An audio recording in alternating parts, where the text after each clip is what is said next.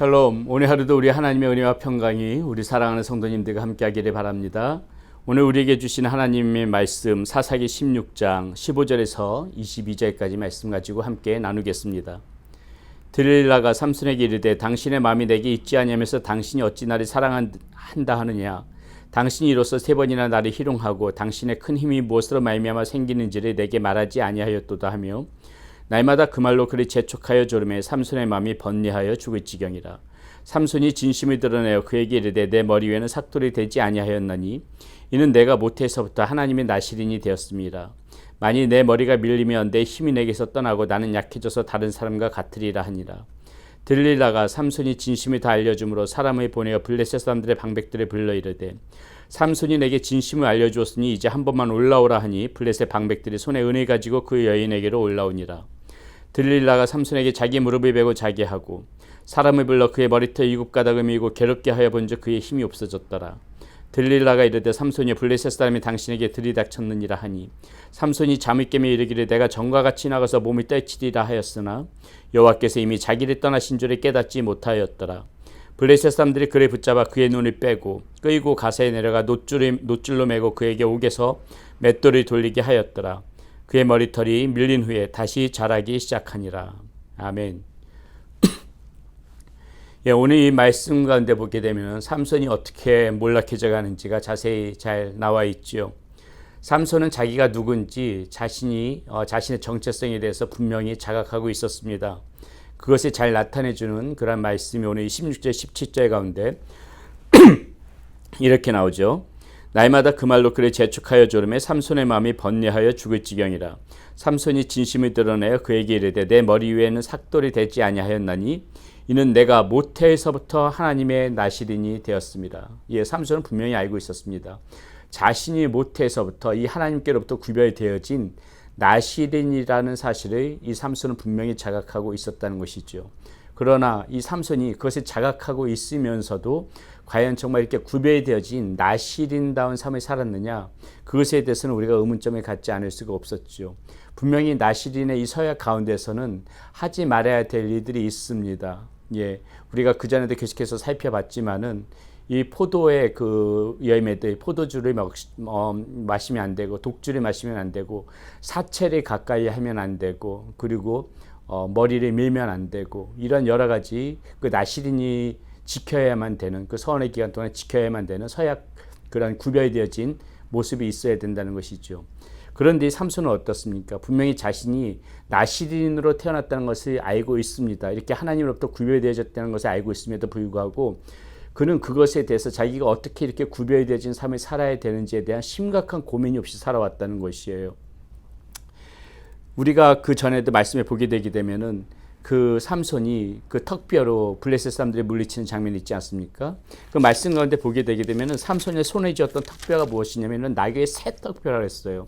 새 턱뼈는 무엇이냐면은 무엇입니까? 그 죽은 지 얼마 안 된 그런 나귀의 턱뼈를 가지고 이렇게 블레셋 사람들이 물리쳤다는 것입니다.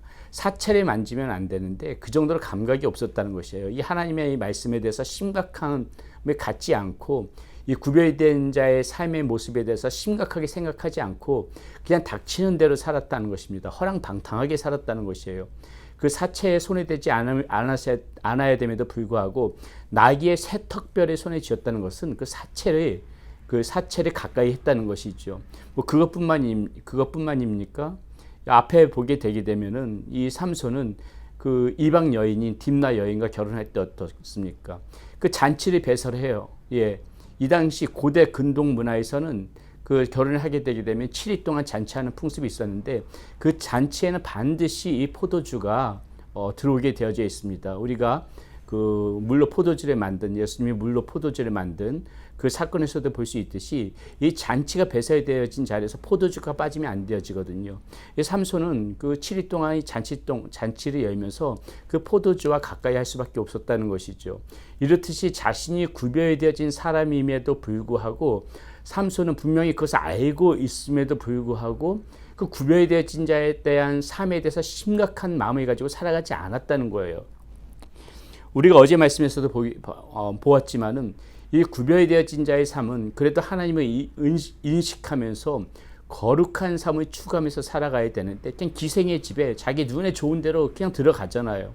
또 마찬가지로 이 들릴라 어떻습니까? 자신의 마음에 든다고 또 그 여자를 또 사랑하면서 이렇게 이방 여인 앞에 또 가까이 가잖아요.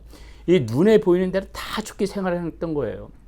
자신의 이 육신의 안목, 이 육신의 정욕, 이런 이 안목의 정욕, 이런 것에 빠져서 그냥 눈에 좋은 대로 자신이 구별되어진 그런 사람이라는 인식 없이 그렇게 살아갔다는 것입니다. 분명히 자신이 구별되어진 사람이라는 것을 알고 있음에도 불구하고 그런 인식 없이 살아가는 것이 삼손의 그러한 삶의 모습이었다는 것이죠. 그렇게 살아가다 보니까 몰락할 수밖에 없는 것입니다. 우리는 오늘 말씀 가운데서 이 삼손의 머리가 이렇게 잘려져 나가는 장면, 머리카락이 잘려져 나가는 장면을 보게 되어지죠. 말씀 가운데서는 이 삭돌의 머리의 댐으로 인해서 머리가 밀림으로 인해 가지고 삼손에게 힘이 없어졌다. 마치 머리카락이 없어지면 힘이 없는 것처럼 이야기를 하지만은 사실은 그것이 아니지요. 사실은 뭐 머리카락이 없다고 힘이 빠졌다기보다는 하나님의 영이 떠나간 것이에요. 이제는 하나님께서 이 삼손의 구별 없는 삶, 하나님을 인식하지 않으면서 계속해서 살아갔던 이런 모습, 나시린으로 서약했으면서도 그것에 대한 중함을 모르고 살아갔던 이 삼손의 마지막 이 결정적인 장면이 그 삭도의 머리에다가 대는 그러한 장면이 나타났다는 것이죠. 이것의 끝으로 이미 하나님의 영은 삼손에게서 떠나간 것입니다. 그러니까 어떻게 돼요?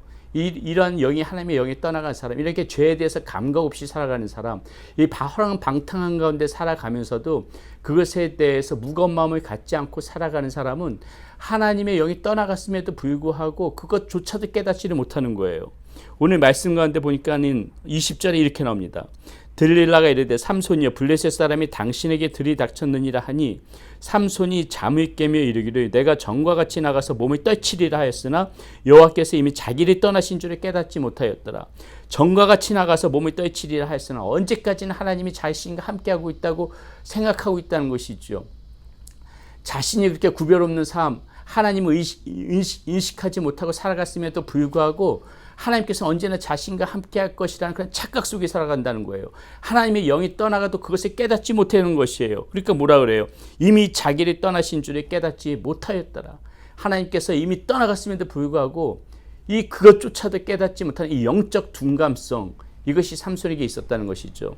여러분, 우리가 오늘 이 말씀 가운데 왜 시사하는 바가 굉장히 우리에게 크죠. 우리도 하나님의 자녀라는 생각으로 살아갑니다. 어디 가서든지 우리는 예수님을 믿는 사람이라는 그러한 그 정체성을 가지고 우리는 살아가지요. 그런데 이렇게 예수 믿는 사람의 이 정체성다운 그러한 삶을 우리가 진짜 실제적으로 우리 삶 가운데서 그렇게 살아가느냐, 우리가 오늘 말씀 가운데 심각하게 한번 우리 모습을 들여다봐야 된다는 것이죠. 정말로 예수 믿는 사람답게 우리는 이 정체성을 가지고는 있어요. 나는 예수님 믿는 사람이다. 이런 정체성 분명히 갖고 있는데 이런 정체성을 가진 사람답게 실제적으로 우리의 삶 가운데서 그렇게 구별되어진 삶을 우리는 지금 현재 살아가고 있느냐.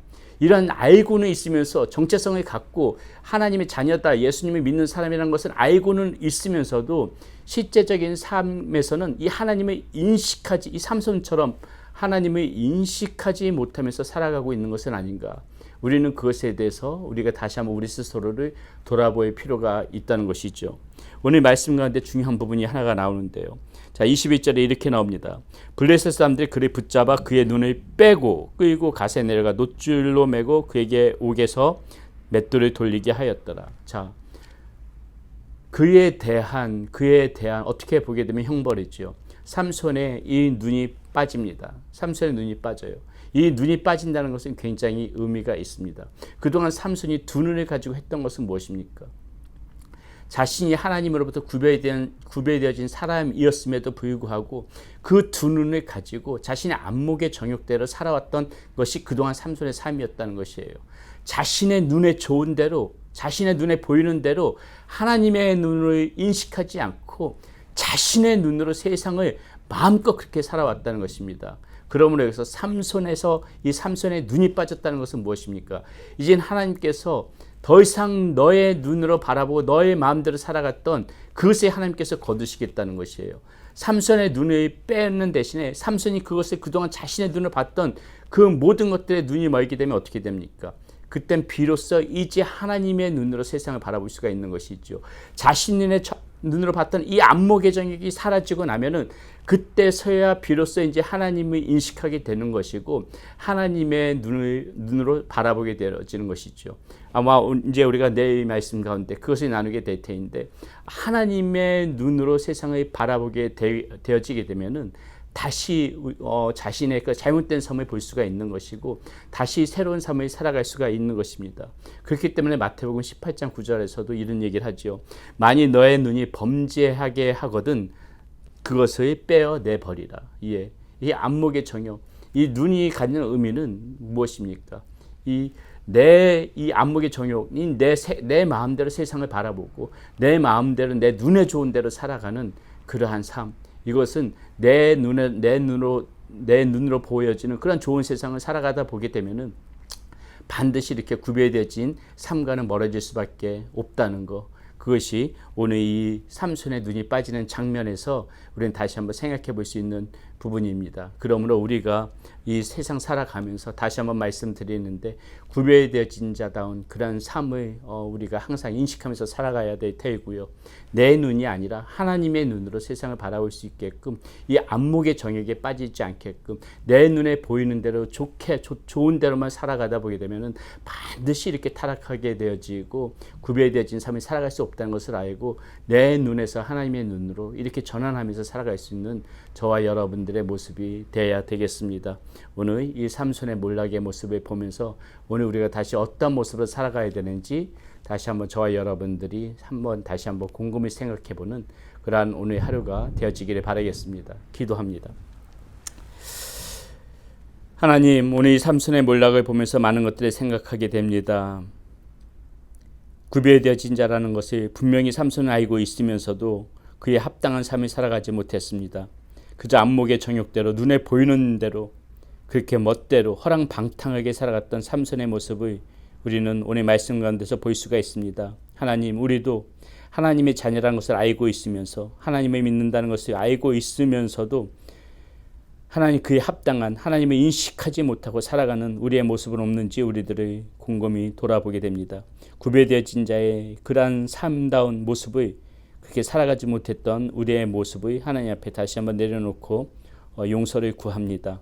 하나님, 안목의 정욕대로 살아가지 않게 하여 주시고 하나님, 내 눈에 보이는 대로 좋은 대로 살아가는 것이 아니라 하나님의 눈으로 세상을 바라보며 하나님의 눈을 인식하며 살아가는 우리의 모습이 되어줄 수 있도록 인도하여 주시옵소서.